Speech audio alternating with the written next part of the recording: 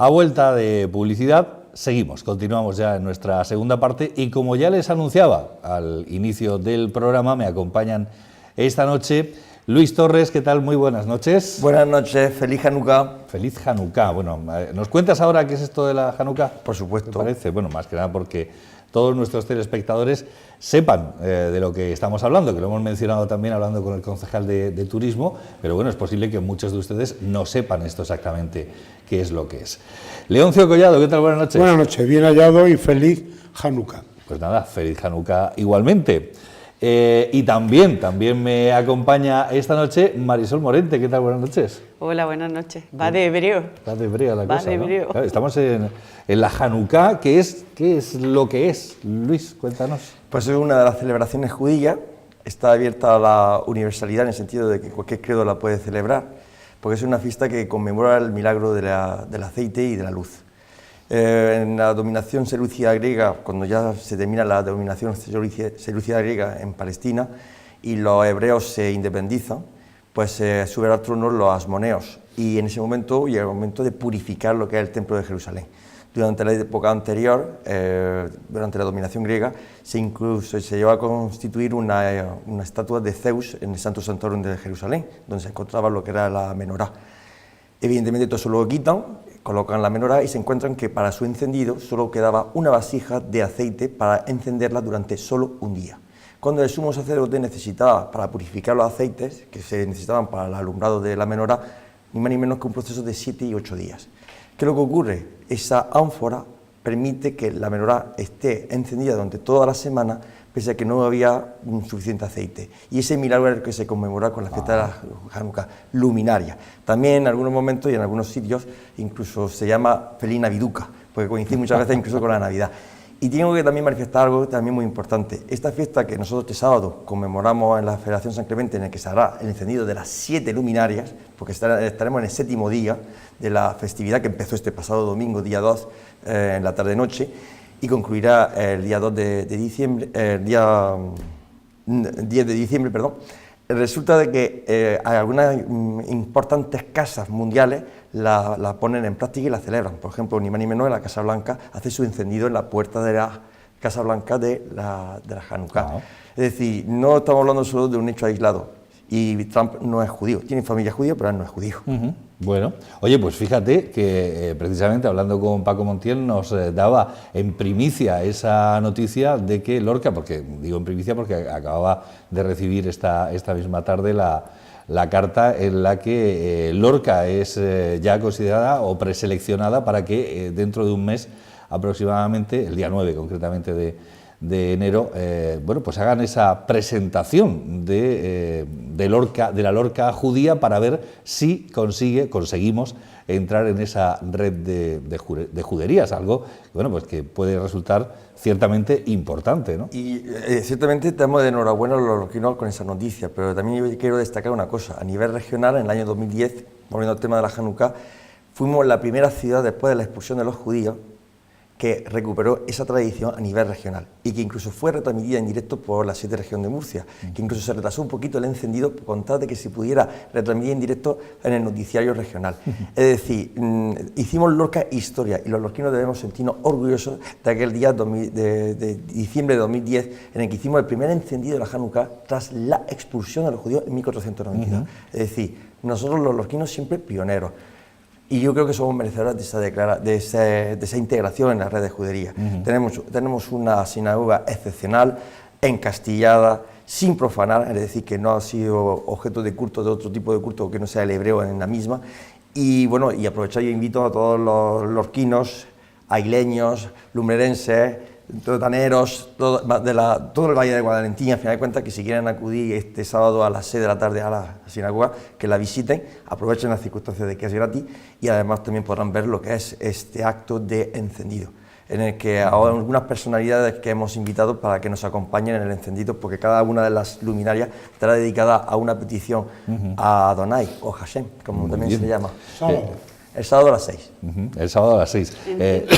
No, que he oído también que se iban a servir unos dulces típicos hebreos. Sí, además la Federación de Organizaciones de Mujeres de Lorca que lleva ya varios años colaborando con nosotros. Le dimos la receta en su momento de lo que son los subganiot, que es el típico dulce judío que se realiza sin ningún tipo de manteca.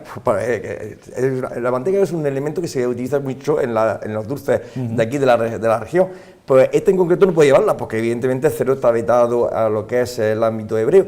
Y ese dulce pues estará acompañado, no solo está espolvoreado de azúcar glass, como se dicen, pero también podrán también degustar mistela, que para hacer su paso por la garganta más fácil, porque los buñuelos, es que lo que dice la festividad es que se deben de comer cosas fritas.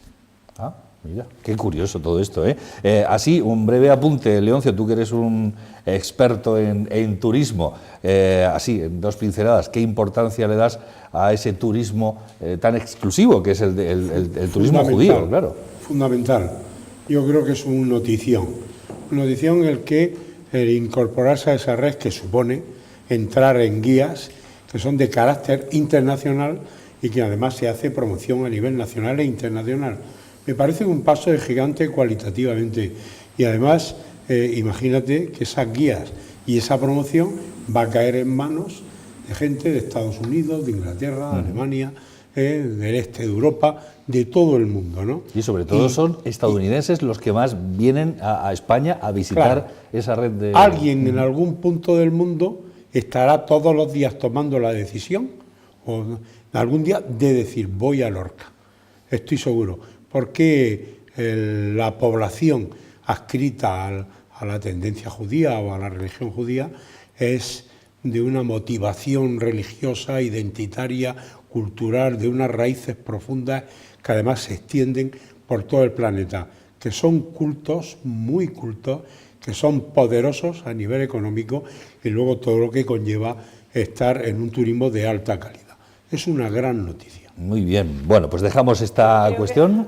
Que yo creo que eso efectivamente va a dar personas y sobre todo se resalta también por las raíces cristianas, porque digamos que esto es universal para todas las religiones. Sí, sí, es universal. Sí, pero también tenemos el Adviento para los católicos, en fin, que se constata que las personas tenemos, en fin, siempre subyace en nosotros esa visión trascendental de la vida, ¿no?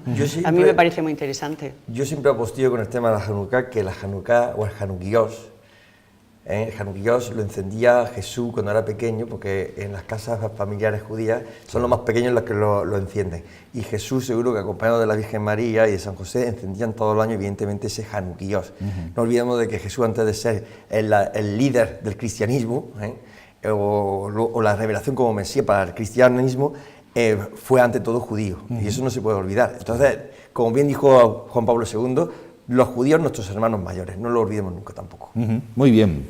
Dicho todo esto, ¿por dónde empezamos? Porque tela que cortar ahí, vaya, ¿eh? De cerca, vaya, de lejos. Vaya que sí, por eso digo. ¿Cómo anda? De cerca, de lejos y por todos lados. ¿Pero qué os apetece así para abrir boca? ¿Qué os está apeteciendo? A ver, irnos a Andalucía, que la tenemos aquí al ladico, y tratar de hacer un análisis de qué ha pasado en Andalucía. ¿Empezamos por ahí? Pues venga, vamos a empezar. Venga, empezamos. Andalucía está cerca. Hombre, la tenemos muy cerquita. Muy cerca. Muy cerca. Además estamos hermanados con Vera. Sí, imagínate. Por ejemplo. Y yo la llevo en el intersticio, que soy de Antequera. Vaya que sí. Y Huercalovera, que estamos en proceso de hermanamiento también. También. A ver, venga, pues Marisol, empieza tú a hacer tú misma, a hacer un breve análisis de cómo has visto el resultado electoral. Pues es que pasa que yo, cuando supe los resultados, enseguida tuve mi propio análisis y luego ha sido tal aluvión de cosas las que hemos podido oír. Algunas, desde luego, constatan lo que en principio, pero luego me han hecho considerar algunas otras cuestiones. Pero hay una cosa que me ha gustado muchísimo, lo tengo que decir, y es que cada vez los ciudadanos estamos mejor informados de lo que queremos, de lo que necesitamos, de quién lo hace bien, de quién lo hace mal, de lo que no se debe hacer y hacia dónde queremos ir. Eso lo tenemos ya muy claro. Por tanto, eso de que el voto de algunos no vale nada no es cierto. Las personas ya saben lo que votan, ya saben lo que quieren, ya saben lo que pretenden, hasta en la medida. Y efectivamente esto ha ocurrido en las anteriores nacionales y ahora con Andalucía, ¿no? Entonces, lo inmediato que a mí me produjo pues el vuelco de Andalucía, pues inmediato fue una sensación desagradable, de mal humor, cuando oí al representante de Podemos, después del resultado electoral, arremeter contra los ciudadanos, animar a la revolución, a burlarse de la democracia, a no aceptar que el voto de los que han metido en las urnas, su voto democrático no vale, y eso me parece, en los tiempos que estamos, realmente muy llamativo, y me resultó tan desagradable que no podía conciliar el sueño. Al día siguiente, ese pensamiento mío ha sido compartido por cantidad de gente, lo he leído en la red, han salido tuits de estos a miles. En ese sentido, creo que se han perjudicado y mucho, y sobre todo lo que más ha trascendido ha sido el hecho de que al subir Vox los 12 escaños que el CIS no aventuraba ni en uno, o sea, eso ya deja también al señor Tezanos pues, a una altura realmente poco eficaz, porque no da ni una. Es que es un organismo que estamos pagando para que no dé ni una. Y aquí vuelve a ocurrir, pues esos 12 hablan y dicen, mientras usted más le dicen al representante de Podemos, mientras usted más alienta a la revolución, al no aceptar, a alborotar, a tomar las calles, más votos le está dando a Vox. O sea, esa es la realidad. Entonces, el alentar los extremos, todo el mundo sabe que no es bueno, todo el mundo sabe que no es bueno, pero hay momentos que vienen a solucionar otros males mayores. Y yo no sé ahora lo que va a pasar, no lo sé, porque la aritmética da para mucho y cada día se vuelca una cosa, pero lo que sí ha pedido Andalucía es un cambio, a ver qué pasa. Y si en 4 años no pasa lo que los andaluces quieren que pase, ahí está la urna. Lo que no puede ser es tener esclavizado de alguna forma y entre comillas, con determinadas políticas, un electorado que es de sí mismo, no es de nadie. El electorado es libre, por lo menos en democracia. Vamos con más opiniones. A ver, Leoncio. Hace 15 días estuve con Susana Díaz en Vera, vino a Vera a hacer una visita por el tema del 5º centenario, el aniversario del terremoto que asoló Vera. Y bueno, pues Andalucía, más esperado de lo que al principio un shock, y conforme van leyendo los análisis de la historia de los últimos años, pues algo absolutamente natural. Un partido que ha gobernado 36 años una región y se produce un síndrome de agotamiento, de desgaste, todo eso sumado a una serie de circunstancias. Pues ahora hay determinadas cuestiones que nos tenemos que revisar en los análisis. Porque hace poco hemos oído criticar a los gobiernos Frankenstein, que están formados por 3 o más partidos. La historia te va devorando conforme va pasando. Ahora hay que formar un gobierno Frankenstein en Andalucía. Hay que, por lo menos 3 partidos tienen que ponerse de acuerdo. La fragmentación. El análisis de la fragmentación política. Cada vez las opciones derecha e izquierda se fragmentan en nuevas opciones. Es un hecho. Eso es un hecho. Definitivamente enterrado las historias y los senderos del bipartidismo. Está claro. Vamos a tener que aprender, aunque sea a gorrazos, a negociar y a negociar, porque a veces se nos llena la boca de que vamos a hablar, que el pueblo nos dice que hablemos, pero no hablamos. Está claro. Queremos imponer. No. Negociación, negociación, negociación. Respetar a todo el mundo. Aunque lo de Vox, respetarlo es muy complicado. Un partido que está contra la Constitución, que está contra el Estado de las Autonomías, está con leyes que son obvias, aprobadas por el pueblo español y que ya están contempladas en la Constitución, va a ser eso muy complicado. O sea que ahora enhebrar la coalición o un gobierno donde Vox dé el visto bueno de sumar sus votos, pero no exigir determinadas cuestiones que contra natura de la Constitución son imposibles, como es imposible el darle la independencia o la república a los catalanes que están exigiendo anticonstitucionalmente, exigiendo su república. Bueno, pues esta es la misma cuestión. Por lo demás, porque es interesante, que los gobiernos no pueden ser eternos y que los desgastes, cuando se lleva gobernando más de 8 años, conducen a conductas no muy cariñosamente observadas por la población y que conviene revisar. Ahora el Partido Socialista, en lo que le corresponde a sí mismo, pues evidentemente tiene que revisar todos sus procesos. La primera recomendación que ha dado el Ejecutivo Federal es decir, pues ahora tenéis que hacer una renovación por completo. Pero no hay que olvidar una cosa, el PSOE y Susana Díaz han ganado las elecciones en Andalucía. O sea que Andalucía tiene una ganadora clara de las elecciones que se llama Susana Díaz y como partido político es el PSOE. Y ahora hay que formar un gobierno como pasa en la Nación. El PP, no pasó nada. Efectivamente. Pasó todo lo contrario. Efectivamente.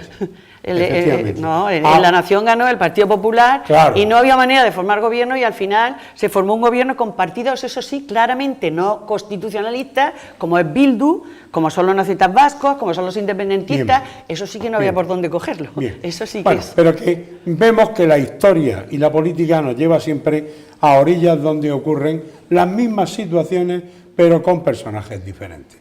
Que hay que aprender de todo eso, que hay que hablar, que hay que dialogar y que no debe estar, hay determinados cargos y altos cargos, más de 8 años gobernando, todos los gobiernos que duran más de 8 años. En eso estamos muchos, María, pero los propios partidos políticos parece que se niegan a ello. En fin. Bueno, nuestro politólogo de cabecera, don Luis.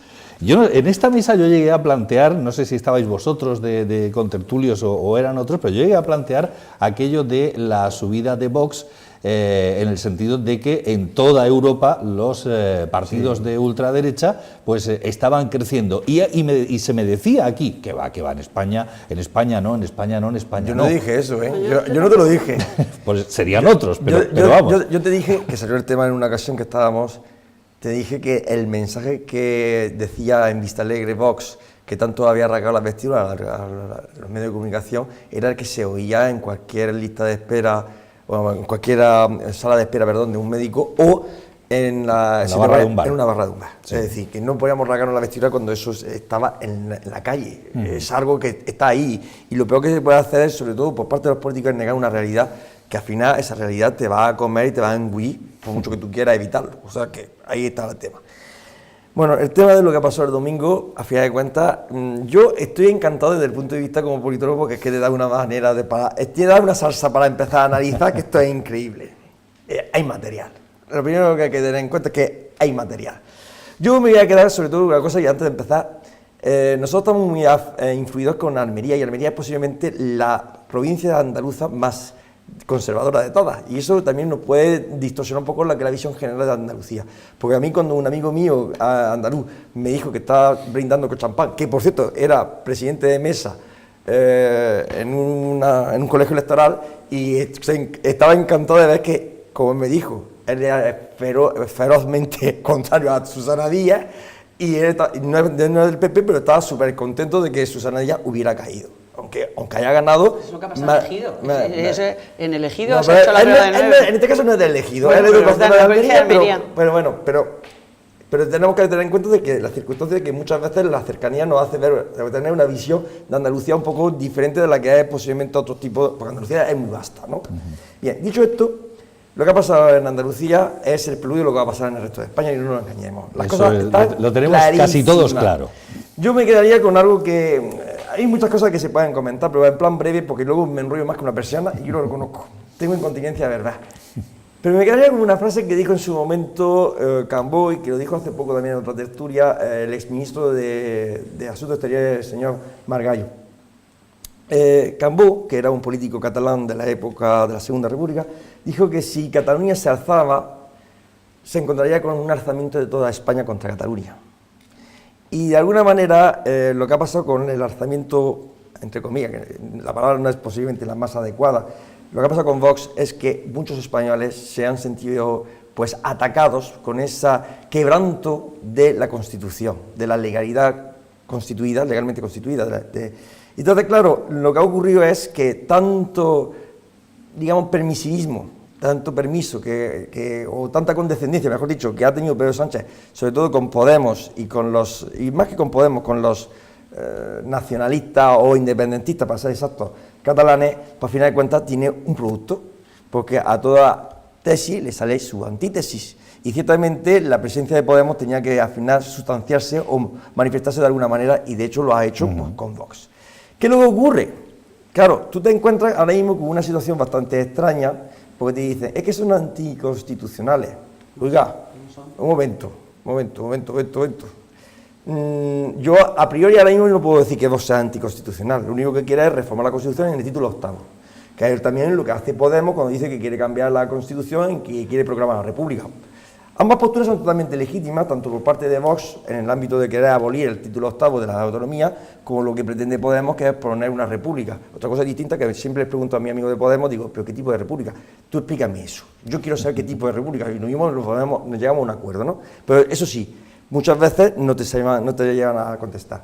Pero ambas posiciones son legítimas en la Constitución del 78. Es decir, tú puedes defender la abolición de la autonomía como tú puedes defender la república, porque ambos planteamientos son libertad de opinión, libertad de pensamiento, que tú puedes libremente manifestar bajo este paraguas que es la Constitución del 78, que por cierto cumple 40 años mañana, y que esta misma tarde he leído un artículo de la misma en un acto que se ha realizado en la biblioteca, delante de la biblioteca Pilar Barnés en la Plaza Real. Bien, dicho esto, lo que se está planteando no solo ya la presencia de Vox. La presencia de Vox pues, es algo que es natural. Algunos pensan que va a tener 4 escaños, ha llegado a 12. Pero es que va a llegar a más. Es una presencia muy fuerte. No nos vamos a engañar. Marine Le Pen llegó a la última vuelta presidencial, la presidencia de la República en Francia. El líder ultraderechista en Austria estuvo a punto de tener la presidencia de la República de Austria. El movimiento ultraderecha que dicen que en Alemania están todos denostados, no, hay un partido que es de ultraderecha y que está cogiendo cada vez más fuerza en el Reichstag. La ultraderecha está gobernando en Dinamarca. Bueno, directamente no, pero está apoyando al gobierno. Dice, ¿Y en Brasil también? ¿Puede ser? En Brasil, claro. También, pero me viste hablando de Europa, porque Sí, aquí sí. es que vamos a una cosa. El problema que tenemos también los europeos es que como nosotros somos el ombligo del mundo, los europeos, porque no nos vamos a engañar, eso tenemos ese gran defecto. Yo no voy a empezar a hablar de los iberoamericanos, porque solamente iban a decir, es que eso no tiene tanta categoría. Que por cierto, sí que la tienen, porque hay que respetarle también sus decisiones. Y lo que ha pasado en Estados Unidos, sin más lejos, ¿quién ha ganado? ¿Trump qué es? Al final de cuentas, un ultraderechista. Y todo tiene un planteamiento común. Primero son los planteamientos de protección y de recuperación de identidad de sus propios países. Que ahí todo tiene ese hilo y común denominador.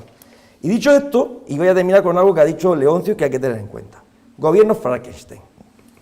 Los gobiernos Frankenstein es algo totalmente natural en el norte de Europa. En el Países Bajos, en Dinamarca, en Noruega, en Suecia. Todos esos países están acostumbrados a que para formar gobierno se tiene que juntar multitud de partidos. Pero es que el ejemplo más claro lo tenemos en Bélgica, cuando el rey Alberto II tuvo durante más de un año que intentar formar un gobierno en el que finalmente se formó un gobierno, sustentado por 5 partidos. 5. Y el líder de la coalición la ostentaba el tercer partido de los que, es decir, no tenía el líder de la formación, de la tercera formación, era el que iba a ser primer ministro, encabezó. No el de la primera, el que tenía más votos, más escaños, no, el de la tercera.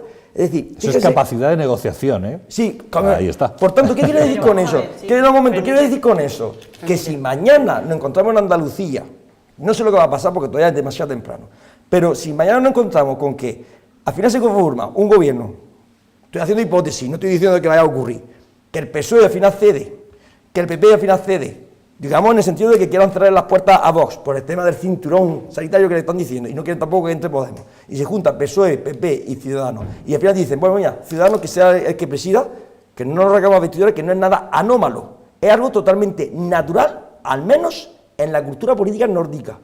Que en España no lo veamos normal, es cierto, no estamos acostumbrados, tenemos una democracia joven, no lo entendemos, pero en el norte de Europa es algo completamente normal. Sí, ¿qué querías apuntar, Marisol? Lo que pasa es que ahora, como estábamos hablando de Andalucía, efectivamente se ha hecho en clave nacional, eso está claro, todo el mundo, y lo que ha pasado, de hecho, hay una cierta, o se vislumbran ciertas discrepancias entre Pedro Sánchez y Susana Díaz por el hecho de que se acusan mutuamente de que se ha perdido por las cosas que se están haciendo a nivel de...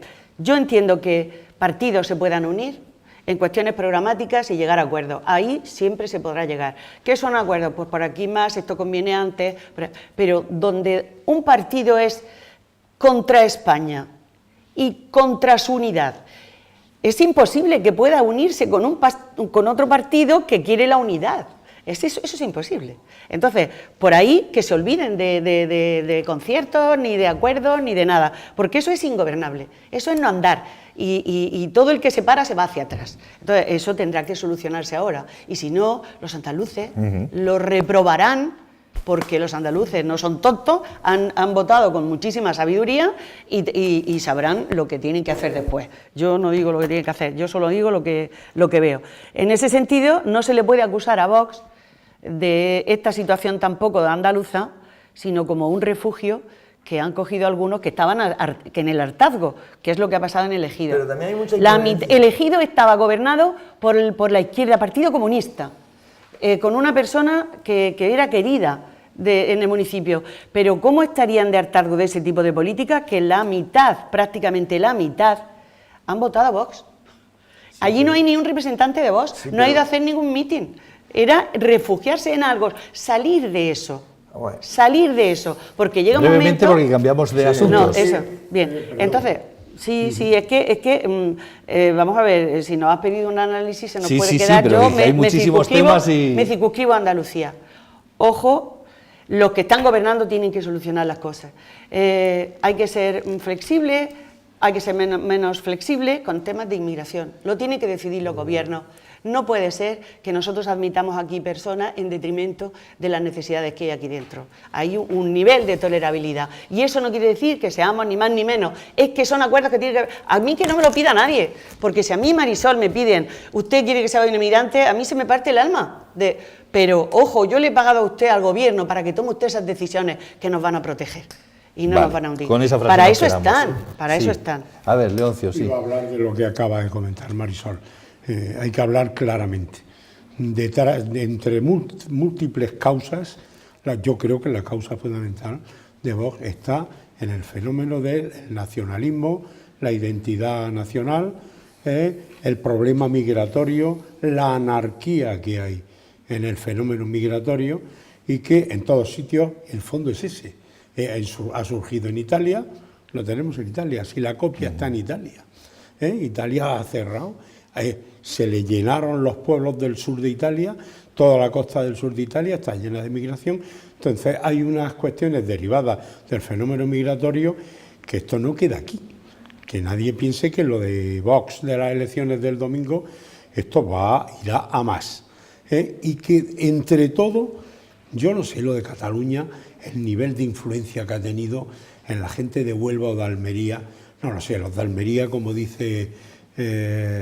Es cierto, Almería es la más conservadora. Almería hubo que meterla en la autonomía con calzador, porque no entraba. Yo soy de origen almeriense, mis padres eran almerienses, y en Almería es donde más derecha hay de toda Andalucía.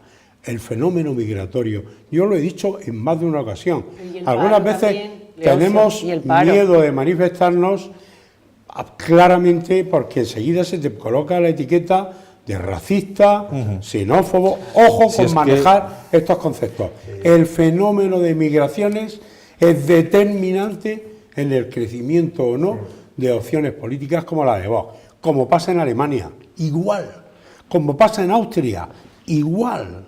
En Austria han llegado... Está claro que todos estos movimientos, a nivel europeo, a nivel de todos los países... en Andalucía ha sido también muy determinante. Pero y lo de Cataluña, hay provincias, hay pueblecitos, hay zonas en la provincia de Cádiz que tienen más parados que toda la franja de Gaza, con la guerra. O sea, es terrible el paro en Andalucía. A ver, un apunte, Luis. Pero no es fácil hablar con amplitud y sinceridad de estos temas. Estos temas... Lo políticamente correcto está haciendo mucho daño. Pero sí, exactamente. Desde hace mucho tiempo. Excesivamente buenismo. Exacto. Un exceso de buenismo también tenemos.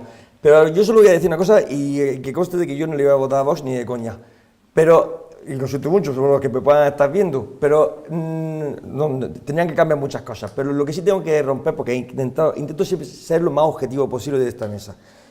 yo puedo tener mi corazón, evidentemente, y mis ideas, pero yo tengo que intentar ser lo más objetivo. Y dentro de la objetividad, tengo que reconocerle a Vox una cosa que no puedo reconocerle a otros partidos del mismo ámbito que tiene en el resto de Europa. Vox sí que es europeísta. Otros partidos del mismo corte o similar no creen ya Europa y quieren acabar con Europa. Atención a tener ese pequeño detalle. Vox sí que apuesta por Europa, con sus puntualizaciones, pero apuesta por Europa. Es un matiz Porque interesante. reconoce la misma patología social que tenemos política en España, se reconoce en Europa. Pero no si lo lo habéis reconoce dicho, Marine Le Pen, es que está ocurriendo igual. Pero otros países no. Sí, hay otras formaciones europeas que no. Claro, exactamente, y eso por eso mismo hay que reconocérselo. Pero el tema catalán, Leoncio, de todas También formas se tiene que influido. cortar, porque También ha es que es influido mucho lamentable. eso, Claro, Y va a influir mucho, y va a influir mucho en las generales. Y esa flexibilidad, claro, Está que ahora claro. parece que no. Que está claro que sí. Bueno, mencionaba antes Luis la Constitución, 40 años, efectivamente, mañana jueves, es cuando se cumplen esos 40 años. Y es verdad que desde hace unos cuantos años atrás, el Día de la Constitución pues pasaba como sin pena ni gloria, es decir, no se conmemoraba ni se celebraba grandes cosas. Ahora, con toda esta convulsión política que hay, pues parece ser que sí, que ya se le quiere dar un poquito más relevancia, más importancia. También lo decía Luis hace un momento, pues esa lectura, por ejemplo, que se está haciendo esta tarde, se ha estado haciendo en Plaza Real. No sé, hacer alguna cosita, algo para recordar que es un instrumento que nos ha servido de convivencia maravilloso durante tantos años. Pero no solo de convivencia. Sí, pero porque además, curioso, hoy lo veía yo en un telediario, y lo curioso es que nuestra Constitución tan solo en los 40 años ha sufrido 2 modificaciones, tan solo 2. Cuando, por ejemplo, en Austria, la Constitución austríaca ha sufrido 100 o más de 100 modificaciones, la alemana más de 70 modificaciones. Pero no son más viejas, son constituciones más viejas también.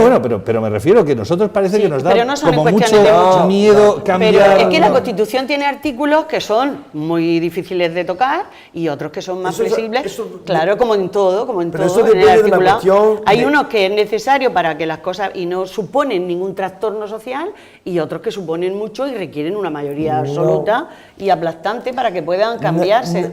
¿No por qué? No es eso realmente, el problema es de raíz. Hay constituciones que son fácilmente cambiables y otras constituciones que son muy fuertes, tienen un régimen de reforma muy, muy duro.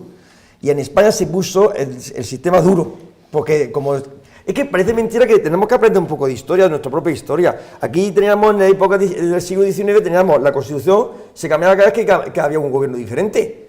Y el ejemplo claro lo tenemos en nuestra historia política del siglo XIX.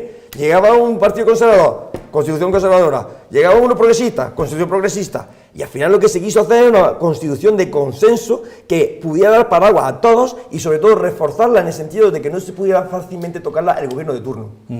Y eso es producto de la cultura política española. En otros países eso no era necesario porque son más flexibles o de otra mentalidad, de otra cultura política diferente. No es que eso sea malo o bueno, no, es la consecuencia lógica de una cultura política o de una historia política determinada como es la española. Yo me acuerdo muy bien cuando yo estudié Derecho Constitucional que nuestro profesor decía: ustedes deben de pensar que la historia de las constituciones españolas es a fin de cuentas la tesis, antítesis, síntesis. Tesis, antítesis, síntesis. Y la Constitución española del 78 es la síntesis de 2 elementos e instrumentos que fueron. La Constitución Republicana de 1931 y los derechos y las leyes fundamentales, en muy poca medida, ciertamente, hay que reconocerlo, de Franco.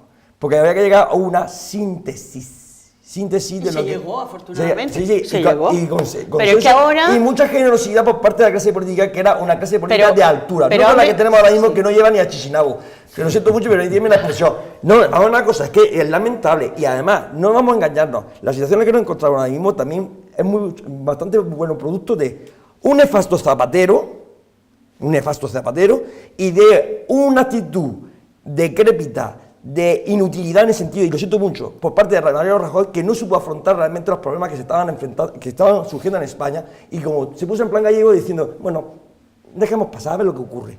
Y al final, los afrontó, lo que pasa es que a lo No, mejor lo no con afrontó- la suficiente energía que tú piensas. No pero lo afrontó, claro, no lo aplicó el afrontó. 155 Hemos tenido en dos Cataluña. presidentes del gobierno nefastos, los dos últimos han sido nefastos, el uno y el otro, y de aquello tenemos lo que tenemos ahora. Hombre, yo que entiendo que Rajoy salvó a España de una situación económica gravísima. Y ya está, y con eso ya que tenemos hizo- suficiente. No, bueno, pues es que al anterior no se le puede adjudicar ni eso. O sea, es que vayamos a también. No, Zapatero provocó el medir problema las de cosas. Cataluña, con el tema de prometer aquello que no podía prometer Bien. ni competía. Eso en Bueno, primer lugar. bien. Y el señor Rajoy tenía que haber afrontado muchos problemas que tenía este país y lo dejó estar. Y al final, pues al final le engulló la situación. Pues, ya lo ha pagado, Y no ya lo solo ha se pagado, soluciona- si eso es lo que y no solo se soluciona con se el le tema acusa. económico. Estamos hablando de la Constitución. Sí. Ahí No, Bueno, es que pero- la Constitución también habla del aspecto económico, ¿eh? Sí, bueno. El 138. A ver, Leoncio. Yo creo que, como ha dicho Luis, España es esclava también de su historia. España vivió una guerra civil, ha vivido 40 años de dictadura y ahora 40 años de democracia y constitución, y nos ha ido bien. Sí. El marco de convivencia, como dice Marisol, ha funcionado y ha sido garantista, y nos ha permitido gobernar y vivir en paz y democráticamente, con sus luces y con sus sombras. Todo el mundo no es genial, Luis, todo el mundo no es genial, ¿entiendes? Pero 40 años de progreso, de convivencia, de desarrollo, muy importantes, como no había vivido España nunca. Muy cierto. ¿Qué es lo que nos falta a la Constitución? Pues conocerla más pedagogía, desde los colegios, las familias, los colectivos sociales. Debería haber clases de Constitución continuamente, debería ser una asignatura de estudio permanente de qué es la Constitución, los derechos constitucionales, el marco constitucional, porque yo estoy seguro que tú haces una encuesta ahora a 100 niños, a 100 chicos, o jóvenes, o gente de edad media, y no sé qué saldría de conocimiento de la Constitución. Bueno, pues más pedagogía de carácter social por lo bien que no ha sido. Y yo estoy de acuerdo con Luis, no debe ser fácilmente, hay que poner dificultades, no podemos estar todos los años, o cada gobierno porque le tuerza, o en caliente, por determinados problemas del momento, estar retocando y cambiando. Sería un desastre. Y no respetaría la Constitución nadie. O sea que nos ha ido bien y desde luego tiene que ser lo que se haga fruto de la discusión y el diálogo y el acuerdo. Por eso los catalanes tienen que entender que solo hay una vía para conseguir tener una república, que se llama hablar, pactar, ir al Congreso, convencer a todos los diputados, preguntárselo a todos los españoles y a ver qué hacemos. Bien, y eso forma parte de lo que son los derechos democráticos. Pedagogía. Pedagogía, pues ahí voy, Leoncio. Si yo me dedicara a la pedagogía y tuviera que impartirla con niños, yo no sabría explicarle, porque lo definido no entra jamás en la definición. Y España no es un conjunto de nacionalidades, es una nación. A ver eso cómo se explica, y eso viene ahí textualmente. Eso es muy difícil de explicar. Lo definido no entra en la definición. Para eso están los pedagogos. Pues no, porque ningún pedagogo me lo sabe explicar. No me lo saben explicar, España... porque se presta a muchísima confusión. Aclaremos eso. No hay muchas naciones que conforman una Marisol, nación. pues hay que adiestrar y reciclar a determinada parte del profesorado, y luego, otra parte, para que sepan hacer sí, y que sepa haber un crecimiento de conocimientos en el colegio, que en le los dé la institutos. vuelta, que le dé la vuelta a lo que está escrito. No, porque hay unos conceptos que se pueden dar en primaria, hay otros conceptos que se podrán dar en los institutos de secundaria, y hay otros conceptos y otra discusión a nivel universitario. Ya. ¿Entiendes? Desde luego, como no hacemos y luego, ciudadanos... el marco de convivencia últimamente se ha visto muy tocado, porque han vuelto a resurgir aquellos motivos por los que fuimos a unirnos y han vuelto a separarnos. La ley de memoria histórica ha sido solamente para una parte de la sociedad y se ha formado otra vez una crispación, una generación de odios. Esto que estoy diciendo es que lo dice todo el mundo, en las redes, por todos sitios. No nos conviene para nada sacar aquello, Marisol, porque todo el mundo tiene por qué callarse. Aquello se curó. Depende de las redes que consultes. Todas. Y depende de con quién le va. A ti no te llama el teléfono toda la gente de izquierda de este país. ¿Pero qué me estás contando? Yo hablo con mucha ¿De gente qué de historia izquierda. me hablas? Escúchame, No, Leoncio, yo soy de izquierda en algunas cosas. Este país, esta nación, no ha cerrado sus páginas de la historia de la guerra civil. Pues sigamos peleándonos, no vamos a seguir peleándonos. Sí, sí. Es que de una vez Sí, vamos a sacar tenemos a que Franco. mirarnos a las caras todos y hablar abiertamente. Y hay que terminar de sacar de las cunetas de este país a mucha gente y cerrar, como ha habido países, como ha hecho Alemania, que Alemania hizo barbaridades. Y Alemania, vas a Berlín y vas a los sitios y ves los campos de exterminio y ves los centros de la memoria histórica en Berlín y en las ciudades alemanas y ves cosas. En España se pasó página. Sigamos, sí. Pues mientras no lo hagamos, nos va a perseguir. Pero ¿cómo es la eso? Si historia. hemos estado 40 años callados, si esto ha surgido ahora Pero, otra vez. no, pero si no, yo con por la edad Dios. que tengo jamás había oído eso. ¿De qué estás Jamás. hablando? Si yo que no ¿De viví qué la estás guerra. hablando? Pues claro que estoy hablando. Dios.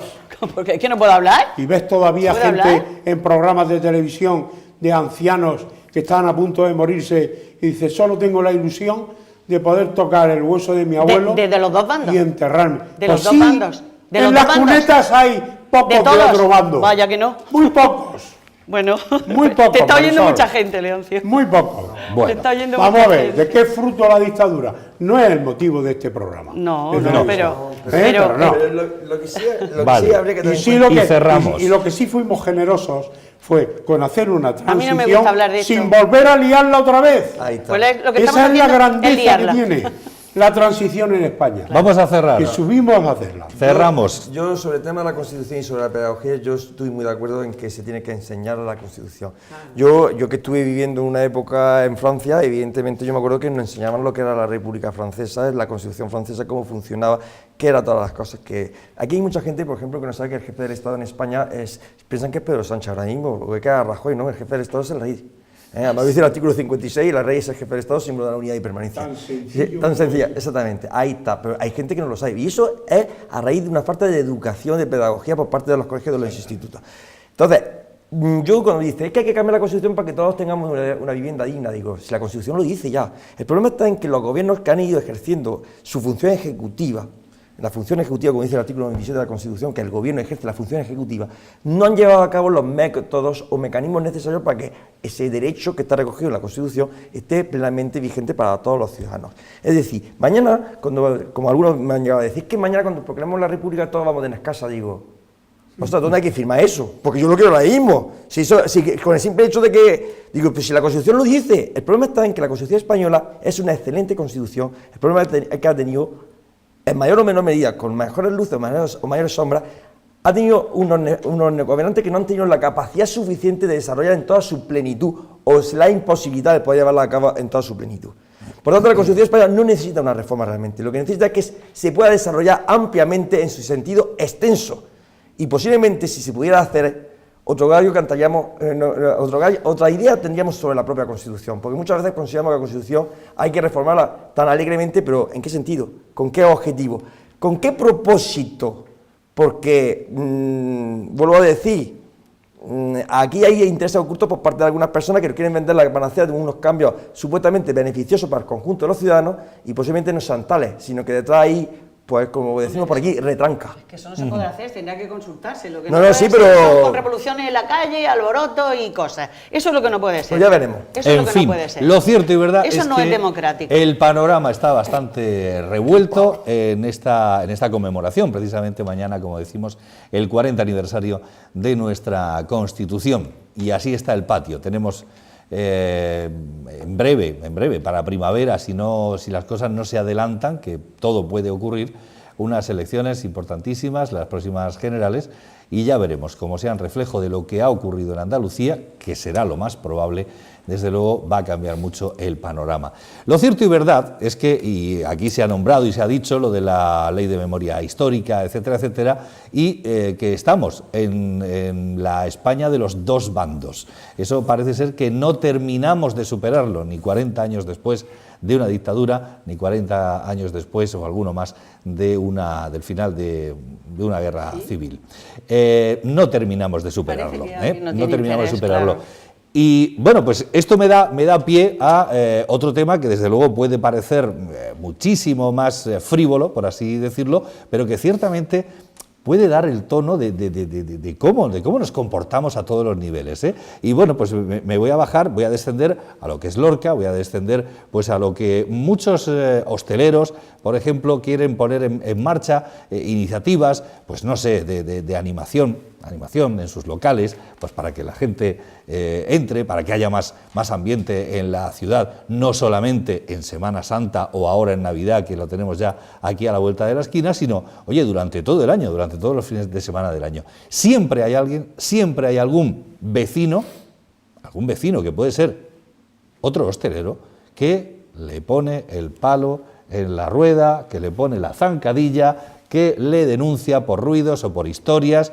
Es decir, que por mucha iniciativa que se tenga, sí, a veces ocurre, ¿eh? Pues eso, a veces ocurre. Pues es entonces, claro, dices, Sí, ¿cómo es posible? ¿Cómo es posible que pasen estas cosas? Es decir, vamos al bien común, que en este caso es que Lorca tenga... No, es que se perjudica, no es ya por el bien común, es que se perjudica, no sé. Porque precisamente les beneficia el estar muchos juntos, eso les beneficia. Vamos, pasa en las ciudades de más turismo. Sí, o sea, está que en claro. Benidorm hay calles en el casco histórico, es un bar, otro, es una otro, concentración, y hay una efectivamente, animación, de tú vas allí, restaurantes o de pubs o de... Claro. O sea, me parece un error. O sea.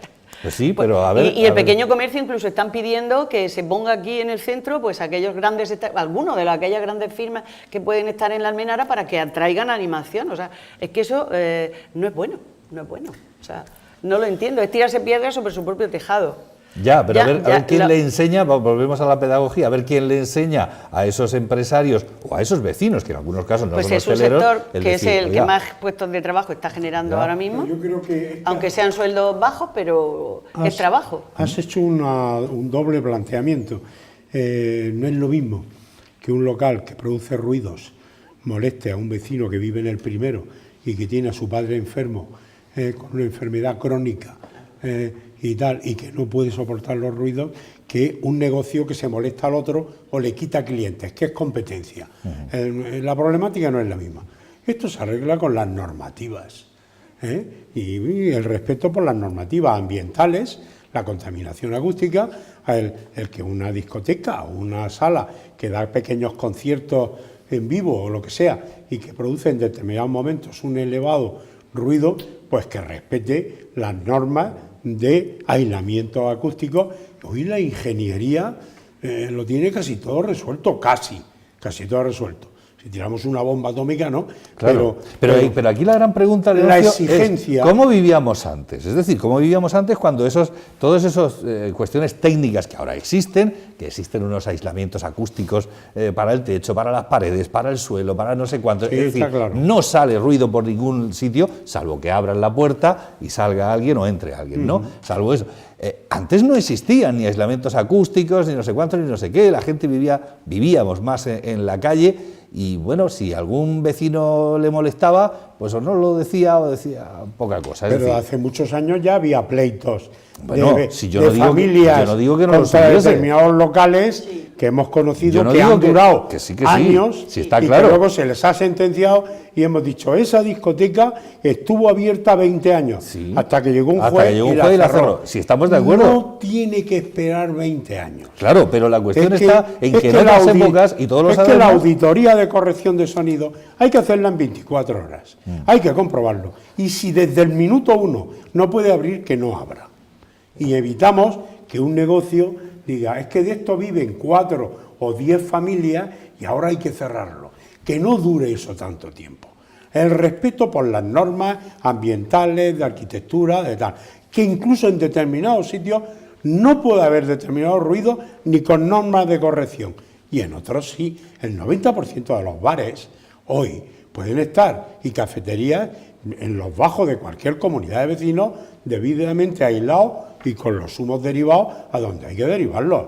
Ahora, si hay una discoteca o hay un espacio de música de alta potencia de madrugada, pues ahí los niveles de exigencia tienen que ser mucho mayores. Normalmente se van a polígonos industriales y cosas así. Fallamos en la rapidez, en la toma de decisiones, cuando se hacen unas medidas técnicas de determinados locales, que se dejamos morir meses y meses y meses y meses. Los ayuntamientos tienen que trabajar más rápido, las comunidades autónomas más rápidas. Lo mismo que hay que dar los permisos muy rápido, hay que hacer muy rápido las auditorías de sonido o de molestias. Y lo mismo que se da un permiso y le dice, abra usted paso mañana, pero al día siguiente, sin avisarle, van a ir a las 2 o a las 3 de la mañana a ponerle una audición de ruidos, vibraciones y demás. Sí. Y yo sé lo que es eso. Yo he tenido pacientes en comunidades de vecinos tratados psiquiátricamente por ruidos de determinadas cafeterías o discotecas o músicas y tal. Y gente que decía, me tiro por la ventana, yo no puedo vivir así. Absolutamente Entonces, de hecho, yo que hace 17 o por ahí estaba en la Asamblea presidiendo la Comisión de Peticiones y Defensa del Ciudadano, se llama. Casi todas las reclamaciones iban por ahí. Fíjate. O sea, eran los pubs de Chiringuitos, de La Manga, de los Alcázares, que no podían vivir, no podían dormir. Y pagaban la multa, pero seguían. Y entonces los alcaldes pues decían, bueno, pues es que vamos a echar al paro 10, 12 personas. Se lo pensaban, son municipios pequeñitos, y le daban 80 vueltas. Y costaba mucho porque había que juntar a muchas administraciones para tomar una decisión. A ver, Luis, y terminamos con el tema. No, el tema de que esta a fin de cuentas es la actitud caínita que tenemos en este país. Yo le tengo envidia al otro y si puedo denunciarte, sí, la envidia. Es que es el deporte nacional, el deporte nacional de este pueblo, de este país en su conjunto es la envidia. No nos vamos a engañar y es lo que hay. Y que me lo digan a mí, que yo sé también algo de ese tema. Pero bueno, eso es otra historia. Lo que sí tengo que decir es que me parece lamentable, porque yo me acuerdo cuando yo era joven, no es que yo saliera muchísimo, pero yo me acuerdo que había más o menos una variedad importante de diferentes pubs que ahora mismo se están reduciendo cada vez más a la mínima expresión. Luego me oigo a algunos de los padres que me dicen, es que mi zaga coge el coche con un amigo que tiene mayor edad, zaga de 16, 17 años, que se va con uno que tiene 18, 19, y se van a Murcia, o se van a Águila, o se van a Puerto, o se van a Huerca Lovero, donde sea, se van, a Vera, perdón, con tal de irse de fiesta, con el sufrimiento que conlleva conmigo el que en el camino tienen el peligro.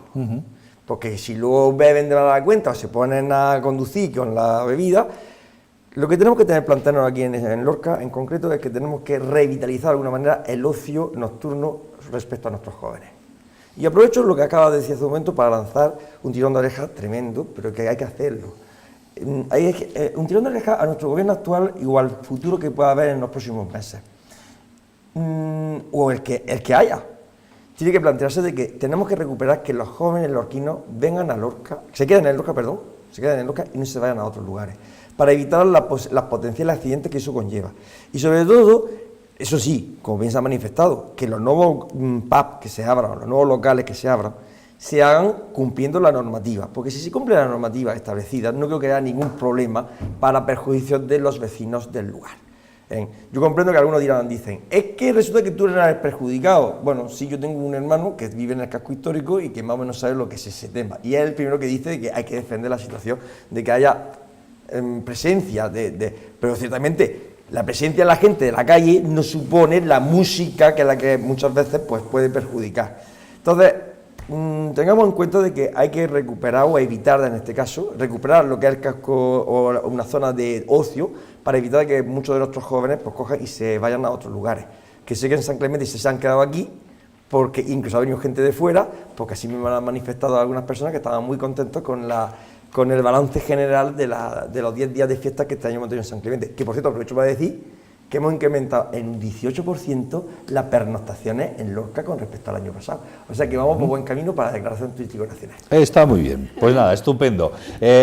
Bueno, hilando también con todo esto, la Navidad ya la tenemos aquí encima. El viernes, si no me equivoco, en pleno puente, es cuando se inaugura todo, es decir, se pone todo en marcha con lo de la Navidad.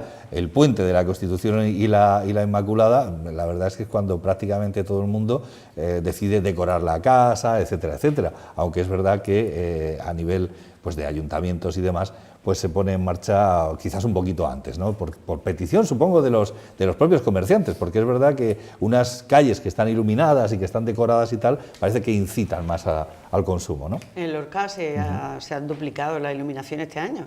Y ha sido como en Vigo, ¿no? Era en Vigo lo de... Han puesto un árbol magnífico en la Plaza de España y va a haber un espectáculo precioso de gospel y de música soul en la Plaza de España que vamos, para no perdérselo. Y a mí me parece muy bien porque eso es...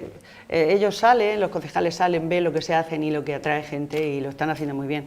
Y merece la pena esa inversión porque redunda mucho en beneficio general, aparte de que contribuye a que lo disfrutemos la Navidad. Desde luego Murcia, todos los días hay espectáculos.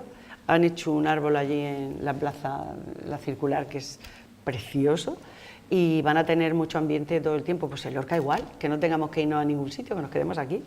Yo voy a decir algo sobre el tema del árbol de la Plaza de España. A veces muy denostado, lo critican muchísimo a nuestro concejal de Cultura.